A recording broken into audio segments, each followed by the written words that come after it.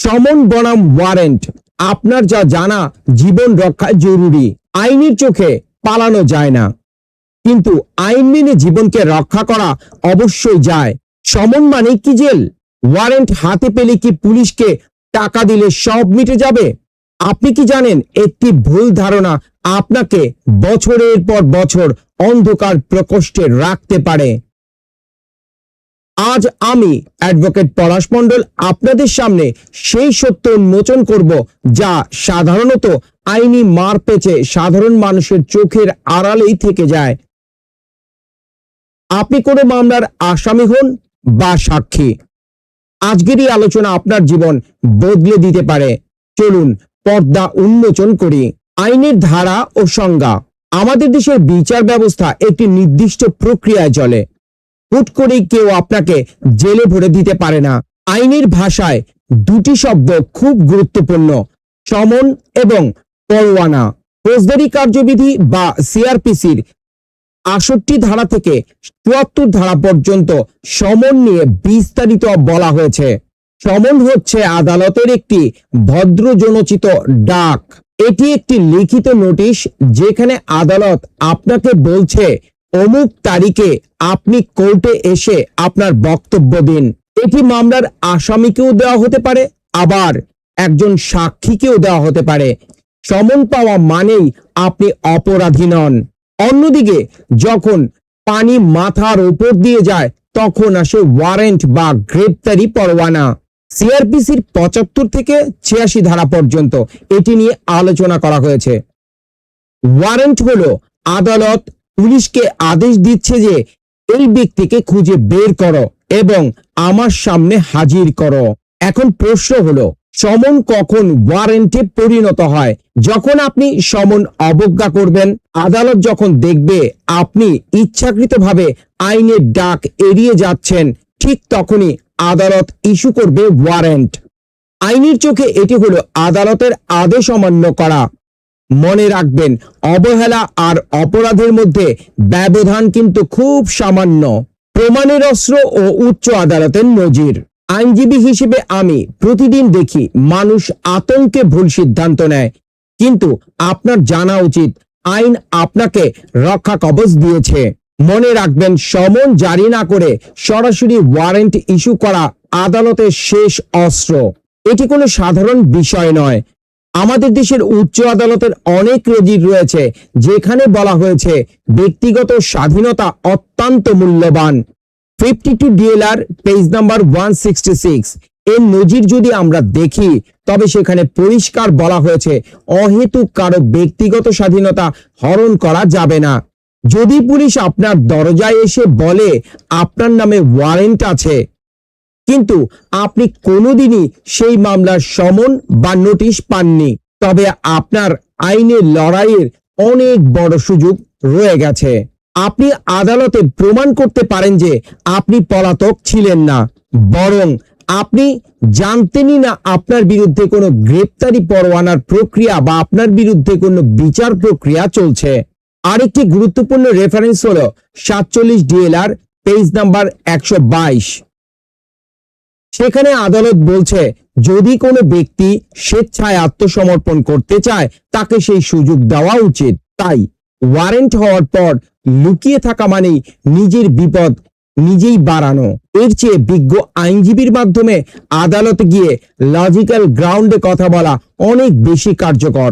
বাস্তব জীবনের উদাহরণ এবং সমাধান। একটি সত্য ঘটনা নিয়ে আলোচনা করা যাক। আমার এক ক্লায়েন্ট, যিনি পেশায় একজন সরকারি কর্মচারী, হঠাৎ একদিন জানলেন তার বিরুদ্ধে ওয়ারেন্ট ইস্যু হয়েছে। তিনি স্তম্ভিত হয়ে গেলেন, কারণ তিনি জানতেনই না তার নামে কোনো মামলা হয়েছে। পুলিশ যখন বাসায় এসে গেল, তিনি পালিয়ে না গিয়ে আমার সাথে যোগাযোগ করেন। আমরা মামলার রেকর্ড চেক করে দেখলাম সমন জারি করা হয়েছিল একটি ভুল ঠিকানায়, অর্থাৎ আইন অনুযায়ী সমনটি প্রপারলি সার্ভ করা হয়নি। আমরা সাথে সাথে আদালতে এই পয়েন্টটি উপস্থাপন করলাম, ডিলারের রেফারেন্স দিয়ে বললাম সমন জারি ছাড়া সরাসরি ওয়ারেন্ট ইস্যু করা ন্যাচারাল জাস্টিসের পরিপন্থী। আদালত আমাদের যুক্তি গ্রহণ করলেন এবং তাৎক্ষণিকভাবে ওয়ারেন্টটি প্রত্যাহার করে নিলেন। এই উদাহরণ থেকে কি শিখলেন?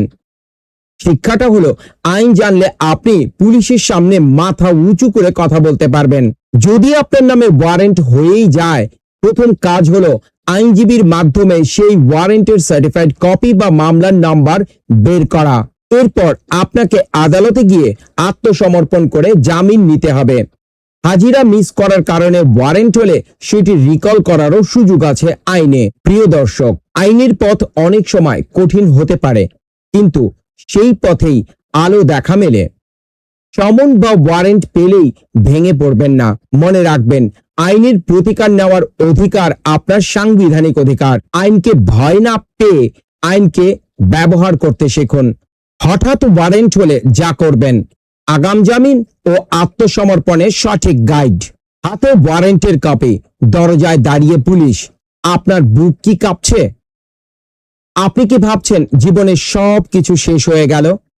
শান্ত হন।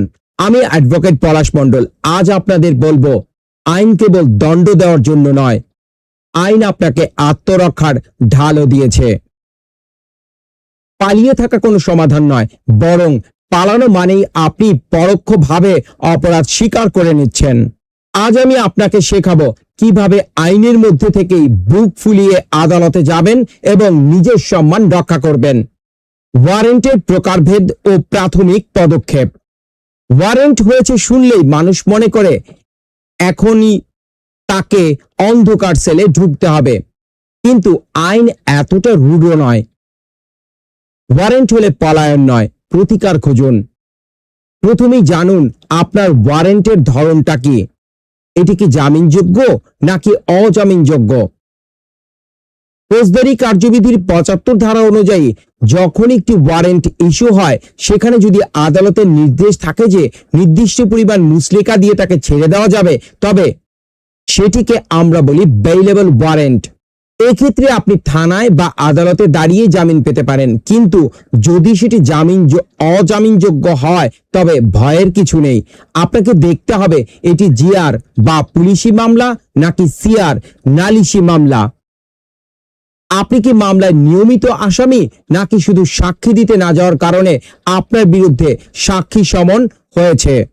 আপনার প্রথম কাজ হলো একজন অভিজ্ঞ আইনজীবীর মাধ্যমে মামলার বর্তমান অবস্থা বা নথি পরীক্ষা করা। ওয়ারেন্ট হওয়ার কারণ জানলে প্রতিকার পাওয়া অর্ধেক সহজ হয়ে যায়। উচ্চ আদালতের সিদ্ধান্ত ও আগাম জামিন। এখন আসছি সবচেয়ে গুরুত্বপূর্ণ বিষয়ে, আগাম জামিন বা অ্যান্টিসিপেটরি বেইল। অনেকে আমাকে প্রশ্ন করেন, স্যার, পুলিশ ধরার আগেই কি জামিন নেওয়া যায়? উত্তর হলো হ্যাঁ, যায়। বাংলাদেশ সংবিধানের ৩২ অনুচ্ছেদ অনুযায়ী আপনি আপনার ব্যক্তিগত স্বাধীনতার নিশ্চয়তা দেওয়া হয়েছে। আগাম জামিনের ক্ষেত্রে আমাদের দেশের উচ্চ আদালতের অনেকগুলো ঐতিহাসিক নজির রয়েছে। বিশেষ করে ১৯ বিএলসি আপনার মামলার সিদ্ধান্ত অত্যন্ত গুরুত্বপূর্ণ। আপনি যদি মনে করেন শত্রুতা করে বা রাজনৈতিকভাবে হয়রানি করার জন্য আপনার বিরুদ্ধে কোনো মিথ্যা মামলায় দিয়ে আপনার ওয়ারেন্ট করানো হয়েছে, তবে আপনি সরাসরি হাইকোর্ট বিভাগে আগাম জামিনের আবেদন করতে পারেন। হাইকোর্ট যদি আপনার যুক্তিতে সন্তুষ্ট হন, তবে আপনাকে নির্দিষ্ট মেয়াদের জন্য আগাম জামিন দেবেন।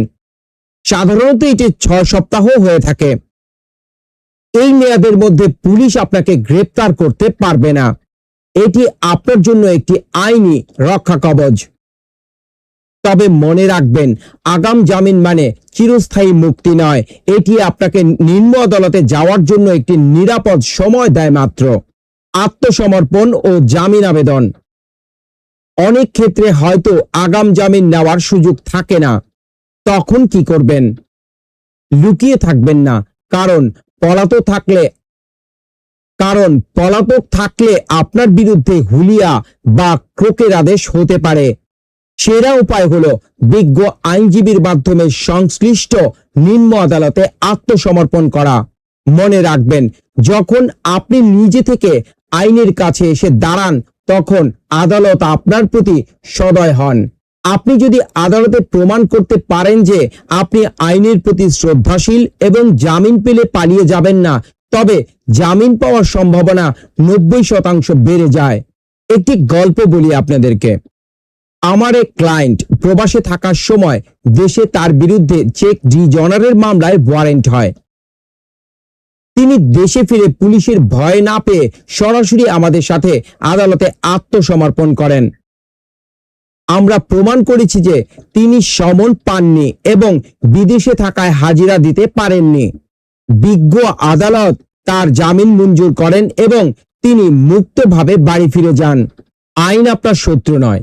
যদি আইন আপনি জানেন, সঠিক সময়ে সঠিক পদক্ষেপই পারে আপনাকে এবং আপনার পরিবারকে জেল হাজতের গ্লানি থেকে দূরে রাখতে। অন্ধকার দূর করার জন্য যেমন আলোর প্রয়োজন, তেমনি আইনি হয়রানি থেকে বাঁচার জন্য সঠিক তথ্যের প্রয়োজন। আপনার যদি ওয়ারেন্ট বা জামিন সংক্রান্ত কোনো ব্যক্তিগত প্রশ্ন থাকে তবে নির্দ্বিধায় কমেন্টসে জানান। আমি পরবর্তী ভিডিওতে বা কমেন্টসের মাধ্যমে উত্তর দেওয়ার চেষ্টা করব। আইনের পথে আলো ছড়াতে আমাদের ভিডিওটি শেয়ার করুন। আমি অ্যাডভোকেট পলাশ মণ্ডল, বাংলাদেশ সুপ্রিম কোর্ট। সচেতন থাকুন, নিরাপদ থাকুন। ধন্যবাদ।